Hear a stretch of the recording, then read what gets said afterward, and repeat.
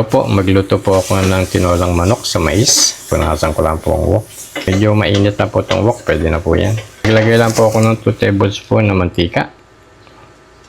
Kahit na ano pong mantika, pwede. Biling lang po ng konti. Lagay na po ako ng luya, 2 thumb na luya. I-sear ko lang ang luya para lumabas yung aromatic. Yan lang po kalalaki yung luya. Malabas na po yung aroma ng luya. Sunod na po yung isang medium size na sibuyas. Medyo kalakihan ng konti po ng sibuyas. Lagay lang po sa may gilid. Yan, nag-transparent na po ang kulay. Sunod ko na po yung 5 butil na bawang. Itadtad nyo po. Kailangan po mag-brown ng konti. Yan, nag-brown na. Pwede na po yan. Ito pong manok is 1.2 kilo. Ilagay ko na po.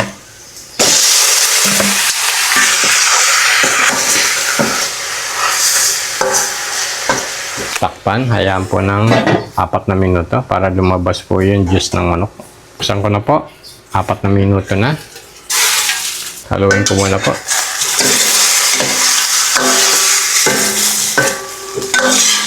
Lagyan ko po ng 1 tablespoon na patis. Pampalasa po.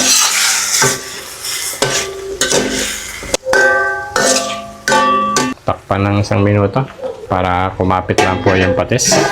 1 minuto na. Lagyan ko ng 1/4 teaspoon na turmeric. Lagay ko lang sa gitna. Dagdag aroma po ng tinolang manok.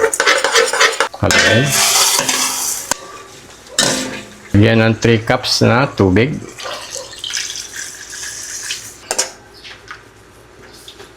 Ilagay ang 1 pirasong yellow corn. Ilagay lang po sa paligid para sumabay sa paglambot ng manok. Ilagay na rin po ang papaya. 1 mangkok po na papaya. Ilagay lang po sa palibot. Kasi matigas din po ang papaya kaya kailangan pong isabay sa pagpapalambot ng manok. Kasama po yung mais. Lagyan po ng 1 chicken cubes. Dagdag pampalasa. Lagay lang po sa tabi. Pakuluin po ng 20 minutos. Yan, kumukulo. Ilagay ko na rin po yung 1 mangkok na sayote. Pwede po kasi itong niluto ko mga 6 na tao hanggang 7 tao. Kasi mga 1.3 something ang manok. Lagay lang po sa paligid. Madali po lumambot ng sayote kaya ang sayote po medyo huli ng konti. Sarap po itong sayote. Lalo na pag nakatagpo kayo ng sayote medyo manamis-namis. Sarap po. Another kulo lang po ng mga 10 minuto para po sa sayote. Matagal lang po 15 minutes.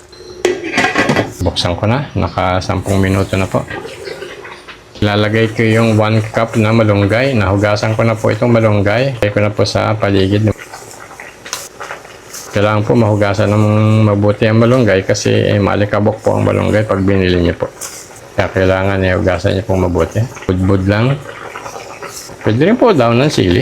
Tapos lagay na rin po yung tamang dami ng siling haba para dagdag aroma lang ng tinola.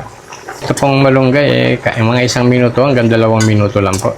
Pwede na po yung malunggay. 1 minuto hanggang 2 minuto. Buksan ko na po. 1 hanggang 2 minuto na. Tikman ko na po. Malinis po ang kutsara ko.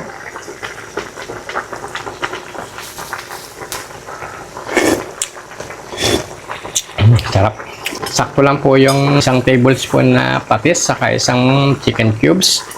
Tapos po yung aroma ng turmeric na 1/4 teaspoon nakadagdag po ng linamnam sa tinolang manok na merong mais. I-try nyo po at sigurado pong magugustuhan nyo. At sana po paki-like and share. Marami pong salamat.